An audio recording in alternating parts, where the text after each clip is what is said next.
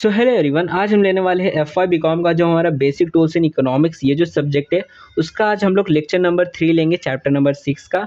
जिसके अंदर आज हम लोग देखेंगे types of diagrams and graphs की, कैसे अलग अलग टाइप्स के जो ग्राफ्स होते हैं, डायग्राम्स होते हैं, उनके बारे में हम लोग समझेंगे। तो देखो, मेनली यहाँ पर बताया गया आपके बुक के अंदर कि मेनली तीन ही टाइप्स के ग्राफ्स बनाए जाते हैं। एक होता है अपना लाइन ग्राफ, जो अपने लाइन वाले ग्राफ होते हैं, इस तरीके से लाइन जो बनते हैं वो वाले ग्राफ। दूसरा होता है बार डायग्राम वाले जो रहते हैं, यानी कि इससे जो बार बनते हैं ना, वो वाले ग्राफ। एंड तीसरा होता है अपना पाई डायग्राम। पाई डायग्राम मतलब इस तरीके से रहता है ना, वो वाला ग्राफ। ठीक है, तो इस तरीके से तीन प्रकार से हम लोग ग्राफ को बना सकते हैं, डायग्राम को बना सकते हैं इकोनॉमिक्स के अंदर। ठीक है, अब उसके अंदर भी कुछ टाइप्स है, तो उनको भी हम लोग ये करके देखेंगे। तो देन लेक्चर को स्टार्ट करते हैं। तो देखो, सबसे पहले यहाँ पर बताया गया है कि जो सबसे पहले जो लाइन ग्राफ होता है, ठीक है। अब देखो, लाइन ग्राफ जो रहता है उसका मतलब क्या होता है कि लाइन ग्राफ जो रहता है, वैसे तो नॉर्मली हम लोग जितने भी ग्राफ रहते हैं वहाँ पर मोस्टली जो रहता है वो लाइन ग्राफ का इस्तेमाल किया जाता है, मतलब ज़्यादातर चीज़ों में। एंड बाकी कुछ जगह जो होती है जहाँ पर हम बाकी जो टाइप्स के ग्राफ होते हैं उनका भी इस्तेमाल करते हैं। ठीक है, तो they are used to visually depict functional जो रिलेशनशिप होता है वेरिएबल्स के, उनके वो दिखाता है। जो लाइन ग्राफ रहता है वहाँ पर क्या होता है कि दो और मोर जो इंडिविजुअल डाटा पॉइंट्स होते हैं वो रिप्रेजेंट करते हैं series of information explaining the relationship between variables on X and Y axis की। जो एक्स और वाई एक्सिस पे जो वेरिएबल्स होते हैं उनके बीच का ये रिलेशनशिप दिखाते हैं, ये जो लाइन ग्राफ होते हैं।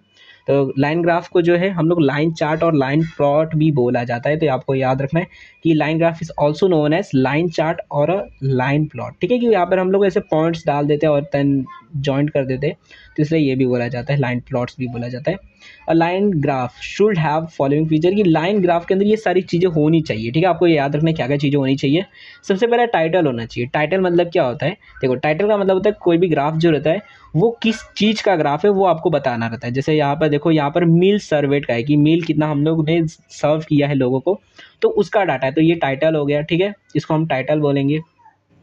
उसके बाद नेक्स्ट होता है स्केल होना चाहिए। ठीक है, स्केल का मतलब क्या होता है कि हम लोग जो है यहाँ पर स्केल देते हैं कि यहाँ पर देखो कि ये 50,000 का स्केल है, कि 50,000 फिर 1 लाख फिर 2.5 लाख, ये मतलब 1.5 लाख फिर 2 लाख, ऐसे स्केल दिया गया है, नंबर्स में हमने दे दिया कि ये एक पर्टिकुलर एक जो बॉक्स रहेगा वो कितने का रहेगा। ठीक है, तो स्केल दे देंगे।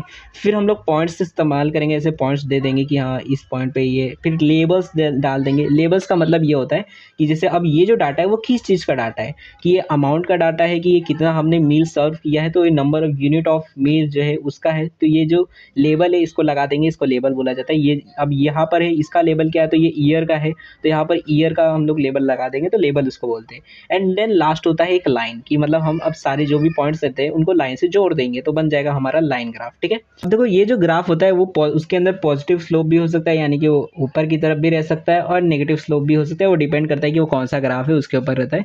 ये जैसे मैंने आपको बताया था, अगर नेगेटिव में उसके पास स्लोप रहेगा तो वो नेगेटिव स्लोप बन जाएगा, और देन पॉजिटिव रहेगा तो पॉजिटिव में बन जाएगा। ठीक है, तो यहाँ पर स्लोप पॉजिटिव नेगेटिव कुछ भी हो सकता है, वो ग्राफ के ऊपर डिपेंड करता है कि कौन सा ग्राफ है। जैसे सप्लाई वाला रहेगा तो वहाँ पर पॉजिटिव रहता है, और वहीं पर डिमांड वाला रहेगा तो वो नेगेटिव रहता है। ठीक है, तो स्लोप जो रहता है वो कौन सा ग्राफ है उस पर डिपेंड करेगा। एंड देन यहाँ पर ये भी बोले इट कैन बी वर्टिकल और horizontal depending on the relationship between the X and Y variables, ये मतलब वाई और एक्स जो वेरिएबल्स उसके बीच में कौन सा रिलेशनशिप है, उस हिसाब से जो अपना स्लोप रहता है वो बनेगा। ठीक है, तो इस तरीके से एक लाइन ग्राफ होता है। मेनली यहाँ पर यही बताया गया है कि क्या क्या चीज़ें रहती है, टाइटल रहता है, स्केल रहता है, पॉइंट रहते हैं, लेबल्स रहते हैं, लाइन्स रहती है, एंड देन अपना स्लोप रहता है, बस और कुछ नहीं। ठीक है, तो इस तरीके से हमारा एक लाइन ग्राफ बनता है। अब देखो लाइन ग्राफ में भी कुछ ऐसे टाइप्स है। सबसे पहला होता है एक सिंपल लाइन ग्राफ, कि एक नॉर्मल सिंपल लाइन ग्राफ रहता है जहाँ पर एक ही लाइन होती है, जहाँ पर डाटा डाला जाता है। In this type of line graph only one dependent variable होता है, मतलब एक यहाँ पर डिपेंडेंट, एक यहाँ पे वेरिएबल होता है और एक यहाँ पे वेरिएबल होता है। ठीक है, तो एक ही डिपेंडेंट वेरिएबल होता है और एक इंडिपेंडेंट वेरिएबल होता है, जिनके बीच का हम लोग रिलेशनशिप जो है एक स्ट्रेट लाइन या फिर कोई भी एक लाइन की मदद से जो है दिखाते हैं। ठीक है, तो इसको हम लोग सिंपल लाइन ग्राफ बोलते हैं। वैसे तो अब देखो, लाइन सिंपल लाइन ग्राफ में भी दो होते हैं। एक होता है जो लीनियर वाला होता है, यानी कि जो जिसका स्ट्रेट लाइन होता है, और एक होता है जो नॉन लीनियर होता है जिसमें स्ट्रेट लाइन नहीं होती है। ठीक है, जैसे यहाँ पर बताया गया है, देखो नॉन लीनियर वाला, जैसे ये वाला है नॉन लीनियर का, ये प्रोडक्शन पॉसिबिलिटी फ्रंटायर वाला है। आपको मे भी पढ़ा होगा आपने 11th-12th में, रहता है ना कि अगर मान लो जैसे आपके पास रिसोर्स है 1,000 रुपये। ठीक है, मतलब आपके पास 1,000 रुपये, आपके पास लिमिटेड रिसोर्स है, एंड आप इससे जो है दो चीज़ों का प्रोडक्शन कर सकते हो। एक, इससे आप वाइन बना सकते हो। ठीक है, वैसे तो हमारे बुक में एग्जांपल था बंदूक का, पिस्तौल का, कि मतलब राइफल बना सकते हो, नहीं तो आप कॉटन का प्रोडक्शन कर सकते हो, ठीक है।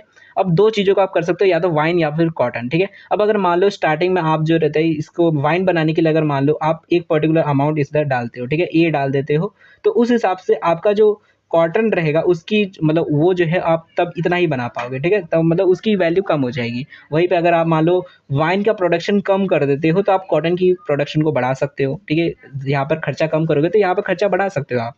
वैसे ही अगर वाइन का और खर्चा कम कर दोगे तो और बढ़ जाएगा। तो यहाँ पर अपना जो कर्व होता है कुछ इस तरीके से बन जाता है। तो मतलब उसका जो लाइन होता है वो स्ट्रेट नहीं होता, वो कुछ ऐसे घुमा हुआ रहता है, ठीक है। तो ऐसे जो लाइन होते हैं इनको हम लोग बोलते हैं नॉन लीनियर लाइन ग्राफ, ठीक है। तो यहाँ पर लाइन ग्राफ जो रहता है can represent non linear function relationship between two variable. और नॉर्मली नॉन लीनियर जो रहता है वो अपना क्वाड्रेटिक इक्वेशन वाले जो रहते हैं ना, या फिर क्यूबिक फंक्शन वाले वो सारे रहते हैं। और non-linear relationship between two variables is one for which the slope of a curve showing the relationship change as the value of one of the variable change। कि मतलब यहाँ पर क्या होता है, इन नॉन लीनियर में क्या होता है, जो अपना कर्व होता है, जो स्लोप होता है वो दिखाता है चेंज होते हुए। मतलब क्या, देखो अपना लीनियर में क्या होता है, अपना जो स्लोप होता है वो एक ही रहता है, हमेशा सिमिलर रहता है। बट नॉन लीनियर में क्या होता है, ऐसा नहीं होता। वहाँ पे जो अपना कर्व होता है वो चेंज होते जाता है, ठीक है। मतलब अपना कर्व चेंज होते जाता है। पहले मान लो कर्व जो था, स्लोप जो था, मतलब हमारा जो स्लोप था पहले मान लो जैसे +2 था, ठीक है, +2 था। बट जैसे जैसे समय बदलते गया मतलब वो चेंज होते गया, हो सकता है वो +1 हो गया या फिर अलग अलग हो गया, ठीक है। तो इस तरीके से स्लोप जो रहता है नॉन लीनियर में चेंज होते जाता है। यहाँ पर वही लिखा है कि the slope of a curve showing relation change as the value of one of the variable change. मतलब यहाँ पर भी ये चेंज होते जाता है slope. A non-linear graph is not a straight line graph but has a curve. Both demand and supply curve can be non-linear। कि अपना जो डिमांड एंड सप्लाई जो कर्व होता है जिसमें हम स्ट्रेट लाइन देखते हैं वो नॉन लीनियर भी हो सकता है, ठीक है। तो वो यहाँ पर बोला गया है कि मतलब नॉन लीनियर ग्राफ, ठीक है। तो जो जो अपना सिंगल लाइन वाला जो ग्राफ रहता है उसमें दो रहते हैं, लीनियर एक नॉन लीनियर, ओके। उसके बाद नेक्स्ट यहाँ पर बताया गया है मल्टीपल लाइन ग्राफ, ठीक है। अब जो लाइन ग्राफ होते हैं उसके अंदर दूसरा ये है कि आपका जो लाइन ग्राफ है वो ज़रूरी नहीं है कि सिंगल लाइन वाला ही रहे, हो सकता है वहाँ पर मल्टीपल लाइन्स हो, ठीक है। जैसे आपने देखा होगा कुछ कुछ डाटा रहते हैं, आपने गूगल में देखा होगा जहाँ पर ऐसे ढेर सारे लाइन्स रहते हैं, ठीक है। मतलब 3-4 लाइन रहते हैं और हर एक लाइन जो रहता है वो अलग अलग चीज़ को दिखाता है, अलग डाटा को दिखाता है। जैसे यहाँ पर दिया गया है ये जो डाटा है, यहाँ पर ये अलग अलग लाइन्स जो है ये ईयर्स का डाटा है, ठीक है। कि जैसे ये ब्लू लाइन जो है ये 2016 का जो जितने भी डाटा है उस हिसाब से 16 का डाटा उसका है। एंड देन फिर ये जो ऑरेंज वाला लाइन है ये 2017 का है। एंड जो ग्रे वाला लाइन है वो 2018 का है, ठीक है। तो 2016, 17, 18 का ये तीनों सालों का जो ग्राफ है वो एक ही ग्राफ के अंदर दिखाया जा रहा है कंबाइन करके। अब इस ग्राफ की मदद से आप तीनों साल को एक साथ कंपेयर कर सकते हो। आपको पता चलेगा कि हाँ कौन से साल में कितना जो डाटा है, मान लो जैसे सेल हुई है तो कौन से साल में कितनी सेल हुई है, आप इस डाटा से देख सकते हो, समझ सकते हो, ठीक है। तो वही यहाँ पर है कि ये जो in a multi line graph more than one जो डिपेंडेंट वेरिएबल एक से ज़्यादा हो जाते हैं इस चार्ट के अंदर on the graph and compared over single independent variable. कि एक ही इंडिपेंडेंट वेरिएबल होता है एंड जो डिपेंडेंट वेरिएबल होते हैं वो एक से ज़्यादा हो जाते हैं, ठीक है। Different dependent variable are often given different colour line to distinguish between each data set. कि हर एक को हम लोग अलग अलग कलर दे देते ताकि हम लोग समझ सकें कौन सा वाला जो है किसका डाटा है, ठीक है। तो line to distinguish between each data set, each lines relate to only the point in its given data set, ठीक है। तो इस तरीके से मतलब हर एक जो लाइन रहता है वो अपने डाटा को ही सिर्फ दिखाता है। And then in multi line graphs की मदद से हम लोग कंपेयर भी कर सकते हैं अलग अलग जो डिपेंडेंट वेरिएबल है उनको, कि मतलब कैसे एक वेरिएबल जो है वो दूसरे वेरिएबल से कितना कम है या फिर कितना ज़्यादा है सेम सिचुएशन के अंदर, ठीक है। तो यहाँ पर ये है। उसके बाद देखो अब यहाँ पर एक टाइप तो खत्म हो जाता है, जो लाइन ग्राफ होते हैं वो खत्म हो गया। दूसरा होता है अपना बार डायग्राम, ठीक है। बार डायग्राम में जो रहते हैं उसके अंदर अलग अलग टाइप्स के होते हैं। देखो बार डायग्राम जो है उसके अंदर सबसे पहला तो है सिंपल बार डायग्राम, जिसके अंदर नॉर्मली एक ही बार होता है। अब इस सिंपल बार डायग्राम के अंदर भी दो बार होते हैं, मतलब दो टाइप्स होते हैं सिंपल बार डायग्राम के अंदर भी। एक होता है वर्टिकल बार डायग्राम और एक होता है हॉरिजेंटल बार डायग्राम, ठीक है। तो ये दो होते हैं। अब इसको एक एक करके देख लेते हैं। पहले क्या चीज़ें लिखी है वो पढ़ते हैं। तो देखो यहाँ पे लिखा है bar diagram are diagram having one dimensional measurement like height and length. मतलब क्या, जैसे आपको पता होगा डायमेंशन पता होगा 2D 3D कि देखो एक डायमेंशन क्या होता है, एक डायमेंशन मतलब जिसमें कोई भी चीज़ सिर्फ ऊपर नीचे जा सकती है। 2 डायमेंशन मतलब जिसमें आगे पीछे भी जा सकती है। और 3 डायमेंशन मतलब जिसके अंदर अंदर और बाहर भी जा सकती है, ठीक है। तो ऐसे मतलब 3 डायमेंशन होता है। तो ये जो मतलब अपना बार डायग्राम होता है ये 1 डायमेंशन वाला होता है, मतलब सिर्फ ऊपर जाएगा अपना जो ये जो बार है या फिर नीचे जाएगा, ठीक है। तो इस तरीके से मतलब इतना ही रहता है। अब देखो यहाँ पर बताया जा रहा है कि कैसे सिंपल बार डायग्राम रहते हैं। A simple bar diagram present each class of data with the help of rectangular bar, ठीक है। एक रेक्टेंगुलर बार की मदद से डाटा को दिखाते हैं, ठीक है। इक्वल विड्थ की मतलब जितने भी मतलब ये विड्थ जो होता है ये इक्वल रहता है सारे सबका, ठीक है। ये जो विड्थ होता है ये सबका इक्वल ही होता है जितने भी बार रहते हैं पूरे ग्राफ के अंदर। It is the simplest type of bar diagram, मतलब सबसे आसान वाला होता है। ईच बार जो रहता है डायग्राम है वो रिप्रेजेंट करता है कोई फिगर को, किसी डाटा को रिप्रेजेंट करता है, मतलब एक वेरिएबल के डाटा को रिप्रेजेंट करता है। The number of bar depend on the number of figures, की जितना हमारे पास डाटा रहेगा, जैसे अगर मान लो ये मंथ का डाटा है कि ये पहला मंथ दूसरा मंथ, तो जितना ज़्यादा हमारे पास ये मंथ का डाटा रहेगा उतने ज़्यादा हमारे पास बार रहेंगे, ठीक है। तो such a diagram is use to show only one characteristic of a data, और the diagram present represent univariate data. The magnitude of the data is shown by the higher or length of the bar data, ठीक है। मतलब आपको अगर आप जानना चाहते हो कि आपका ये जो डाटा है ये क्या शो कर रहा है, कि आपका डाटा ऊपर जा रहा है, नीचे जा रहा है, कम है, ज़्यादा है, वो डिपेंड करता है कि आपका ये जो बार जो है वो कितना ऊपर है। अगर बार का साइज़ ज़्यादा रहता है तो बोलेंगे आपका जो मतलब जो डाटा है उसके अंदर ऊपर चीज़ें जा रही है, और अगर कम रहेगा तो बोलेगा नीचे चीज़ें जा रही है, ठीक है, नेगेटिव में है या फिर कम है, ओके। अब यहाँ पर बार डायग्राम जो रहते हैं, ये जो सिंपल बार डायग्राम, ये दो तरीके के होते हैं। एक होता है वर्टिकल बार डायग्राम, वर्टिकल मतलब कि जो बार रहते हैं वो ऊपर की तरफ जाते हैं, ठीक है। The magnitude of the data is presented through vertical position bar along the Y axis, ठीक है। मतलब इस तरीके से वर्टिकली जाते हैं ऊपर की तरफ, वाई एक्सिस की तरह की है, जैसे वाई एक्सिस कैसे ऊपर की तरफ है वर्टिकल में, तो वैसे ये भी वर्टिकल में रहते हैं। और वहीं पे दूसरा जो टाइप रहता है वो होता है हॉरिजेंटल बार डायग्राम, जो कि जिसका मतलब होता है कि आपका जो बार रहेगा वो हॉरिजेंटल में रहेगा, ठीक है। इस तरीके से रहेगा, जैसे यूट्यूब में आपने देखा होगा ना, चैनल्स के ऐसे दिखाता है कि कौन सा चैनल जो है उसके किसके ज़्यादा सब्सक्राइबर, तो वहाँ पर जो डाटा दिखाते हैं वैसे हॉरिजेंटल बार डायग्राम की मदद से दिखाते हैं, ठीक है। तो वो हॉरिजॉन्टल बार डायग्राम है कि the magnitude of the data जो रहता है वो हॉरिजॉन्टल पोजीशन में रहता है, मतलब इस तरीके से लेटे हुए पोजीशन में रहता है एक्स एक्सिस के साथ में, मतलब ये अपना एक्स एक्सिस है इसके साथ के में ही रहता है, ये लोग भी ऐसे लेटे हुए रहते हैं, ओके। उसके बाद देखो नेक्स्ट जो टाइप होता है बार डायग्राम का वो होता है मल्टीपल बार डायग्राम, ठीक है। मतलब क्या, जैसे अभी हमने देखा सिंपल बार डायग्राम उसके अंदर दो थे, अब वैसे ही अब ये मल्टीपल बार डायग्राम है। तो ये जो मल्टीपल बार डायग्राम होते हैं इसके अंदर क्या होता है कि आपका जो डाटा रहता है उसके अंदर हम सिर्फ एक ही बार को इस्तेमाल नहीं करते, एक से ज़्यादा बार को इस्तेमाल करते हैं, ठीक है।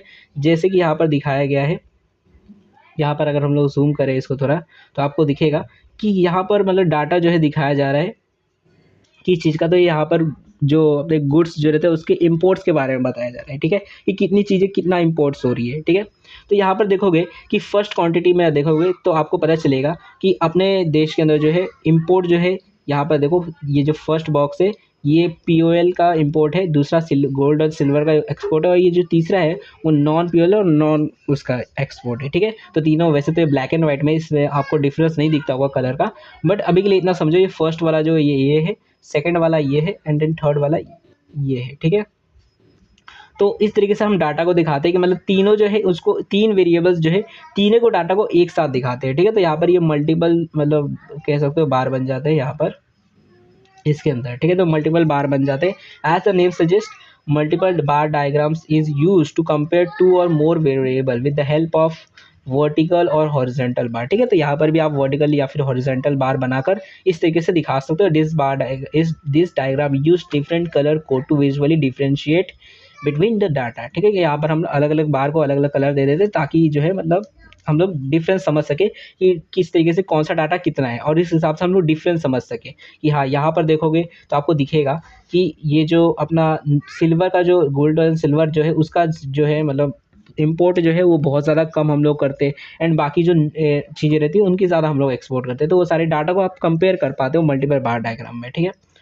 उसके बाद नेक्स्ट होता है सब डिवाइडेड बार डायग्राम। अब ये क्या होता है, तो देखो इसके अंदर कुछ ऐसा बनता है, मतलब क्या कि एक ही बार होता है एंड उस बार को हम लोग डिवाइड कर देते हैं, ठीक है। मतलब जैसे अगर मान लो टोटल इनकम की टोटल एक्सपेंडिचर की बात करें कि हमारे देश में टोटल एक्सपेंडिचर कितना होता है, ठीक है। जैसे मान लो जितना भी एक्स एक्सपेंडिचर होता है, तो उसमें से सेंट्रल गवर्नमेंट कितना खर्चा करती है एंड स्टेट गवर्नमेंट कितना खर्चा करती है, उसको हम लोग एक ही बार में दिखा सकते हैं। जैसे कि मान लो 10 करोड़ का खर्चा हुआ है, तो ऐसे टाइम पर 10 करोड़ जो है वो किसने खर्चा किया, कितना मतलब किसने कितना खर्चा किया। मान लो 3 करोड़ सेंट्रल गवर्नमेंट ने किया और जो 7 करोड़ है वो जो है अपना स्टेट गवर्नमेंट ने खर्चा किया। तो इस तरीके से हम एक ही बार में जो है 2 डाटा को दिखा सकते हैं। तो इसको सब डिवाइड कर देते हैं, मतलब हम एक ही बार के अंदर डिवाइड कर देते हैं, उसके अंदर सब बार बना देते हैं। ठीक है, जैसे डिवाइड कर देते हैं बार को। तो इन सब divided bar diagram the bar represent data of variable is divided into different sub component. ठीक है, ये मतलब अलग अलग सब कंपोनेंट में जो रहते हैं इनको डिवाइड करके डाटा को दिखाया जाता है। Each part or component occupies a portion of the bar representing its share in the total data. ठीक है, कि हर एक जो बार के अंदर ये जो हमने डाटा को डिवाइड करके रखा हुआ है, ये जो डिवाइडेशन है ये अपने आप में ही एक पोर्शन दिखाता है कि इसका पोर्शन कितना है इस डाटा के अंदर। जैसे अभी मैंने बताया कि इसके अंदर सेंट्रल गवर्नमेंट का 3 करोड़ का है, तो ये मतलब जो डिवाइडेशन ये जो पोर्शन है ये दिखाता है कि ये 3 करोड़ रुपया जो है सेंट्रल गवर्नमेंट ने खर्चा किया था इस पर्टिकुलर ईयर में 2012 में। ठीक है, तो ये चीज़ें हैं। उसके बाद यहाँ पर लिखा है each part or component occupies a portion of the, वही कि मतलब रिप्रेजेंट करते हैं अपने शेयर ऑफ पोर्शन को टोटल डाटा में से। The bar are based on the magnitude and not percentage of the different sub component. This diagram are quite useful for comparing the size of various component of the data and their relationship with the total figure. ठीक है, तो यहाँ पर आप लोग मतलब ऐसे हम लोग कंपैरिजन के लिए काफ़ी अच्छा रहता है, आपको समझ आएगा किस तरीके से कौन कितना खर्चा कर रहा है वो आपको समझ आ जाएगा। ऐसे मतलब 2 अलग अलग वेरिएबल्स को हम एक साथ लाकर उनके बीच का रिलेशन समझ पाएंगे कि कौन मतलब एक वेरिएबल जो है दूसरे वेरिएबल के बीच में कौन कौन सा ज़्यादा फिगर के अंदर जो है उसका पोर्शन है। ठीक है, हिस्सा है उसके अंदर, तो वो आपको इस सब डिवाइडेड बार डायग्राम की मदद से समझ आता है। उसके बाद देखो फोर्थ जो है वो है परसेंटेज बार डायग्राम। इसका मतलब क्या होता है कि देखो इसके अंदर जो बार रहते हैं वो जितने भी बार रहते हैं सबको हम 100% ले लेते हैं एंड देन अब उस 100% में से जो अलग अलग वेरिएबल्स है उनका कितना पोर्शन रहता है वो हम लोग दिखाते हैं इस डाटा की मदद से। मतलब क्या, जैसे यहाँ पर दिखाया जा रहा है कि जो मेन इंग्रेडिएंट इन हॉट मील जो रहते हैं, मतलब मान लो आप जो खाना बनाते हो 1997 की यहाँ पर डाटा दे रहे हैं कि मतलब उस टाइम पर जो है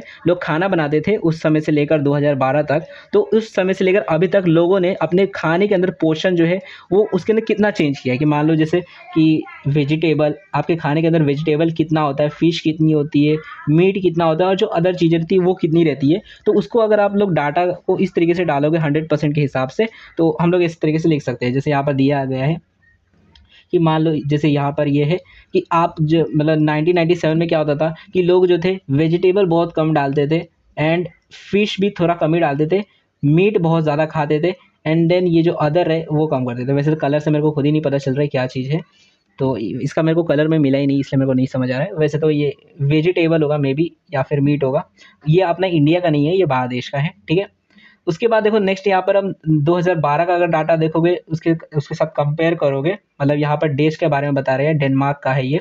तो डेनमार्क में देखो तो इस तरीके से है। ठीक है, और वहीं पर अब 2012 का देखोगे तो 2012 में उन लोगों अगर कंपेयर करोगे तो अब दिखता है आपको कि देखो अभी भी अदर उतना ही है, थोड़ा बहुत वेजिटेबल उन्होंने बढ़ा दिया है, फिश को भी बढ़ा दिया है एंड मीट को कम कर दिया है। ठीक है, तो यहाँ पर आपको ये देखने को मिलेगा। तो इस तरीके से आप डाटा को कंपेयर कर सकते हो ये परसेंटेज बार डायग्राम से। वैसे ही दूसरे देश का भी आप देख सकते हो, यहाँ पर फिनलैंड का दिया गया है कि वहाँ पर क्या अदर थोड़ा ज़्यादा रहता है इन बाकी देशों से एंड देन वेजिटेबल वहाँ पर जो रहता है वो कम ही रहता है, फिश थोड़ा ज़्यादा रहता है एंड मीट वहाँ पर भी ज़्यादा ही रहता है। ठीक है, इस तरीके से अगर अब 2012 का देखोगे तो वहाँ पर उन्होंने जो है अपना अदर चीज़ को बढ़ा दिया है, वेजिटेबल को भी बढ़ा दिया है, फिश को भी बढ़ा दिया है एंड मीट को कम कर दिया है। ठीक है, तो इस तरीके से मतलब आप डाटा को कंपेयर कर सकते हो ऐसे परसेंटेज बार डायग्राम बनाकर। ठीक है, कि पोर्शन आप देख सकते हो किस चीज़ का कितना पोर्शन है एंड देन उसको कंपेयर कर सकते हो कि बाद में अब कितना पोर्शन रह गया। तो अब परसेंटेज बार डायग्राम इज सब डिवाइडेड बार डायग्राम, मतलब ये भी एक सब डिवाइडेड बार डायग्राम ही होता है, बट फ़र्क इतना रहता है कि वहाँ पर आपकी वैल्यू कितनी भी हो सकती है, बट यहाँ पर आपकी वैल्यू हर एक जो बार रहता है उसकी 100% वैल्यू रहती है। मतलब यहाँ पर मेनली परसेंटेज का रहता है खेल और वहाँ पर परसेंटेज का नहीं रहता, वहाँ पर फिगर का रहता है। ठीक है, तो each data is shown as a percentage of the total data, मतलब टोटल डाटा का जितना भी रहेगा उसका परसेंटेज हम दिखाते हैं परसेंटेज बार डायग्राम में। तो in percentage bar diagram all the bar have a height length जो रहता है वो 100 का रहता है, यानी 100 का हाइट रहती है हर एक बार डायग्राम की एंड देन उसका जो भी पोर्शन रहता है परसेंटेज के हिसाब से, उस हिसाब से जितने भी अंदर चीज़ें रहती है उनके डिवाइड हम कर देते हैं, सब डिवाइड कर देते हैं। ठीक है, तो इस तरीके से अपना परसेंटेज बार डायग्राम बनता है। ठीक है, मे बी आपको समझ आ गया होगा। नेक्स्ट है अपना और लास्ट जो डायग्राम होता है वो होता है पाई चार्ट। पाई चार्ट आपको पता होगा कि इस तरीके से हम सर्कल बना देते हैं एंड देन होता क्या है उसके अंदर अब जो भी पोर्शन रहता है जिस भी चीज़ का जिस भी डाटा का वो हम लोग डिवाइड कर देते हैं कि अब ये पूरा जो है ये 100% है। अब 100% में से कितना किसका है वो हम लोग इस तरीके से प्लॉट कर देते हैं कि इसका इतना है, ठीक है। तो अब पाई डायग्राम जो रहता है उसको is a type of graph representing data in a circular form, मतलब एक गोल फॉर्म में एक सर्कुलर फॉर्म में हम लोग दिखाते हैं with each slice of the circle representing a fraction और a portion of the whole, कि मतलब जो एक हिस्सा होता है वो किसी मतलब पोर्शन को दिखाता है कि एक पर्टिकुलर चीज़ का इतना पोर्शन है इस पूरे डाटा के अंदर, ठीक है।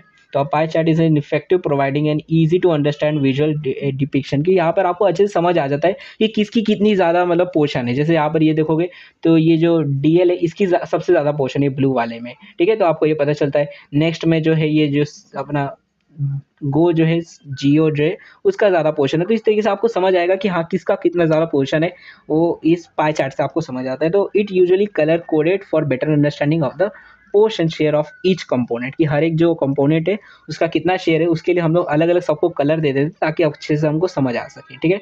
तो इस तरीके से पाई चार्ट बनता है, अपना पाई डायग्राम बनता है, ओके। तो मे बी जितने भी types of diagrams and graphs जो होते हैं वो आपको समझ आ गए होंगे। फिर भी अगर आपको कोई भी डाउट रहेगा तो आप लोग कमेंट सेक्शन के अंदर जो भी आपके डाउट्स होंगे वो पूछ सकते हो। एंड इसका जो नेक्स्ट लेक्चर है और जो आखिरी लेक्चर है मतलब चैप्टर नंबर 6 का, वो अभी कल नहीं तो परसों आ जाएगा। तो उसके लिए आप लोग चैनल को सब्सक्राइब कर दो, वीडियो को अपने दोस्तों के साथ भी शेयर कर दो ताकि वो लोग भी इस वीडियो को देख सके।